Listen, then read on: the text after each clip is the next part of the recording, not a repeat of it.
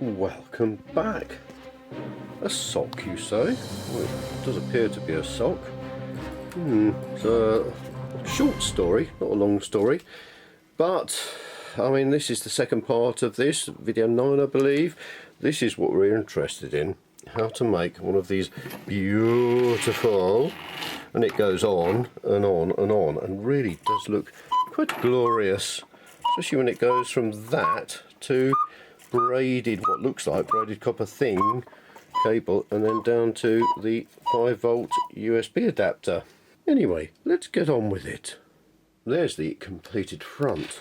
But look, dear friends, there's a piece of copper with no fitting on. How very dare it. Well, we need some way of connecting this up to a 5-volt USB, standard USB plug supply. And when I first designed it, I thought, how can we hide the cable away?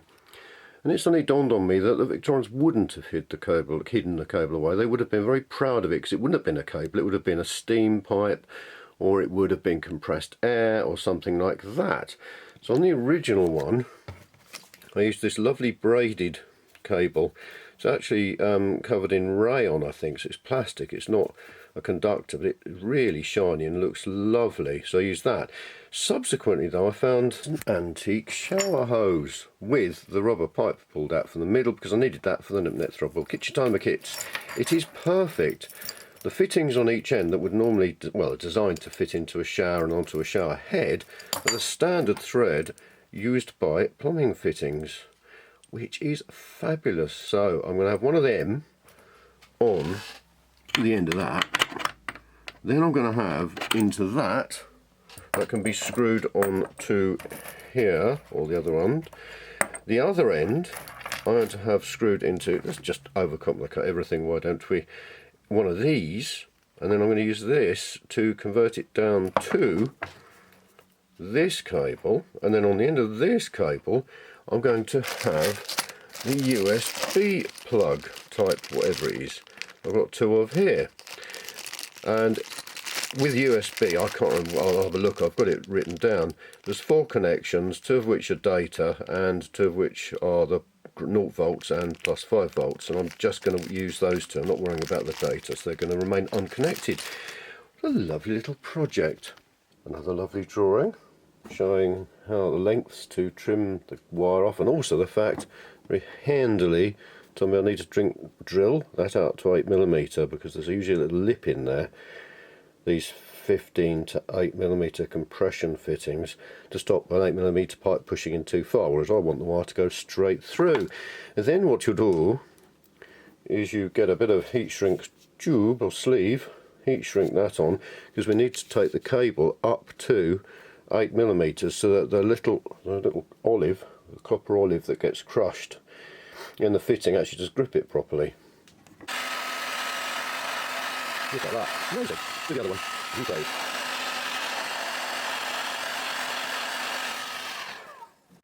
As well as making it large enough for the olive to slip onto, it also gives it something really nice and tough to clamp down on without damaging the wire, and stops this unravelling.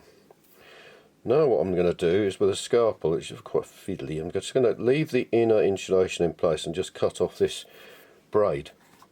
So what I've done now, finished bearing back that, stripped back the wires and connected it to some 5 amp twin cable that's suitable for things like standard lamps and stuff. Soldered them together. I'm just using this because this will go through the inside of this without the rubber tube, which makes it too small, and it'll just protect it against any sharp edges inside. And some more heat shrink sleeve, and in fact I haven't cut these right because that's too big. So here's the join. You can see it's got 2 bits of heat shrink on each part, so that's staggered, so that's nice. And never wanting to miss an opportunity for even more heat shrink, there's the whole thing covered up. So that's where it's going to clamp onto the olive, and this will be inside the pipe, and then this will go right through the pipe right into the machine, where it will connect to the fuse and to the little connecting strip. The next thing, before I get caught in a catch-22 situation, which believe me has happened, is I need to fix these on here before I do anything else. That's right, before I put the USB plug on, which I'll do after that. Okay, so this is what I'm talking about. You slide that on. Hang on, to get to the right bit, you slide that on. There's the olive, the copper olive. Copper is better than brass for things like that. Well, it's more expensive, but it's softer, which is nicer than the brass ones. And then I'm going to put that, get a couple of spanners and just tighten it up. About 2 or 3 turns should do it. So, half a turn, just starting to tighten. 1 turn. That's it. Lovely and tight. And here's a drawing of how to connect it to a USB-A style plug. Lots of lovely little measurements. Even, look, you can just lay it out like that and see. What the innards of these look like is this. Let's be familiar with that end of a USB plug. Inside you've got the 4 terminals. And, did I draw them? Oh yes, here we are. From the back, ground that side, plus 5 volts that side, and that's data which we're not interested in, so we'll leave them. And then it's very simply just 2 halves that clip together, or in my case have copious amounts of glue added and some heat shrink tube, because obviously this, the moulded one, is far too small for this. The first thing it says is that drill out to 4.5mm diameter. So this is what it looks like when it's soldered on. It's actually very nice to solder on. There's enough room around them for no short circuits or anything else, and the solder doesn't run. That then sits in the other one there, because there's 2 little locating pins there, so it goes like that. Squeeze these wires together, and then I will put the top on. Oh, sorry about that. Then I'll put the top on, glue them together, and then slide this heat shrink sleeve over the end here to reinforce the joint, because obviously the insulation doesn't go further back than that. And there we have it. Really nicely secured, all glued together, all reinforced. And then that will plug into a standard USB supply socket, which will be quite adequate to run everything else. Well, everything.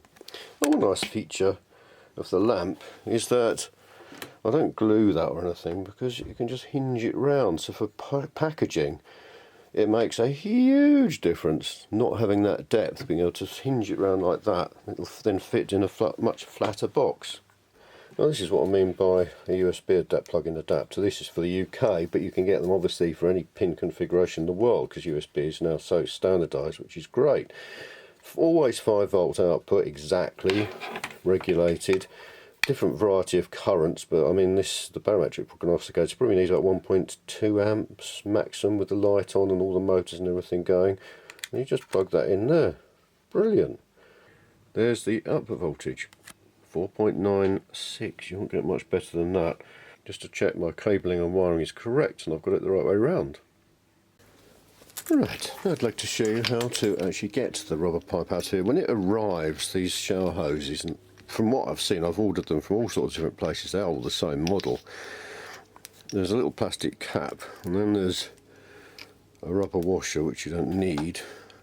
Then there's this bit, there's the outside bit that's on the pipe. Then there's the plastic insert that holds this on, so you don't want to take that out. Then there's this bit that you do want to take out. So, because the camera's on, it's all going to go horribly wrong, as always. I'm going to use the rubber jaws in the vise, and then I'm going to use a pair of these. Well, there's one of them. Suppose you have a pair of scissors, and I'm going to try. Yeah, that's it. There we are. You can see when you finally get it gripped, and that grip, not too tight, you don't want to crush it, but that, well, that's fine. And this is now the rubber tube with a little brass thing on the end, which I'll cut off, and I'll do the same for the other end. The great thing about it is once you've got the other end, you can just pull the tube out. So you get not free, but you get a nice length of rubber tube, which I happened to discover was exactly the right size to connect. What was it? Oh, that's right. It's 8mm diameter on the outside, so it pushes and can be glued into an adapter, plumbing adapter, which is brilliant, and then happens to push onto the horns that I use for the net throttle and other bits and pieces. It's absolutely and it's sort of black, and it's just doesn't look particularly modern. It's absolutely perfect, and it's a high quality sort of silicon rubber. Because we've still got these end bits on, the plumbing fittings, the tightening bits, stay trapped, so you can't lose them. I'm going to have this end fitted to the to the barometric prognosticator end. Hang on a minute. Next thing is to attach that to that, and it fits. And then pull this taut. Don't focus. Pull this taut. Then I know that this bit I can fix onto the barometric prognosticator. I can't put it off anymore. I've been prevaricating. I've gone and done the dishwasher, I've gone and said hello to the dog, gone and walked around the house a few times, cleaned up a bit, even spoken to members of the family. I can't put it off anymore. I've even clicked verify with the sketch, barometric prognosticator sketch, just to see whether it puts it together without any errors, and it has. Ooh, I know exactly what it should do. Now the thing is, with the Arduino wired up like this with the 5 volts, and there's a lot of disagreement about what's right and wrong with this, because there's ground plus 3.3 volt output and plus 5 volt output dash input. The first one I made of these, I had a USB wired up as before to plug in with the power to it, no data. But all the subsequent machines, I've done tons of research and I can't find the actual definitive thing. As long as you run this 5 volt supply, input, output, with precisely 5 volts regulated, everything works perfectly. I think it only gets complicated, confusing if you then try and draw too much from it or feed too high or lower voltage into it, because it's not regulated. But that's okay. As I say, the other machines work perfectly. But that means if I don't power this on and plug this into a USB supply from the laptop and upload the software, the little regulator on the Arduino, which is there, will then try and run all the motors and everything else from through this, which will probably burn it out. So I don't want to do that. I'm going to have to power everything up. And the other thing about the Arduino is when it's in its new default state, all the general purpose in-outs are all set to input. So they're not theoretically going to damage anything that they could try and output to, or overcurrent or anything else.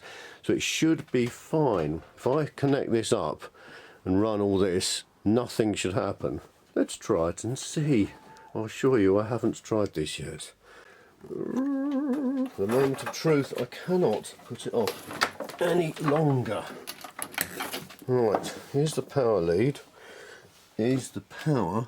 It's the worst that can happen. Dun dun dun. Well, that's okay.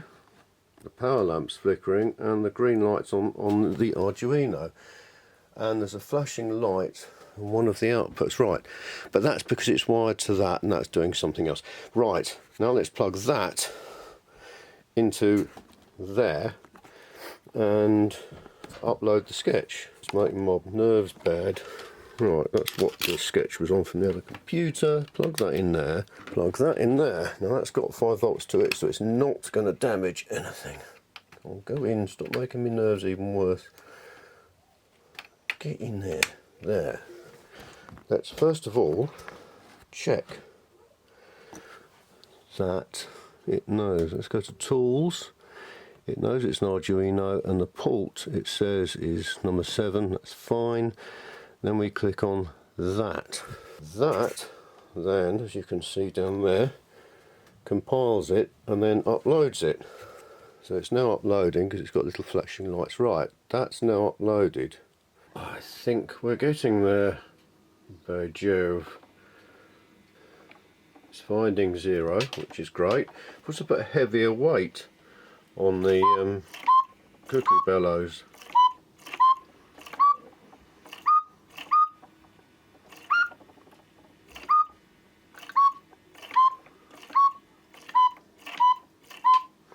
So that's okay.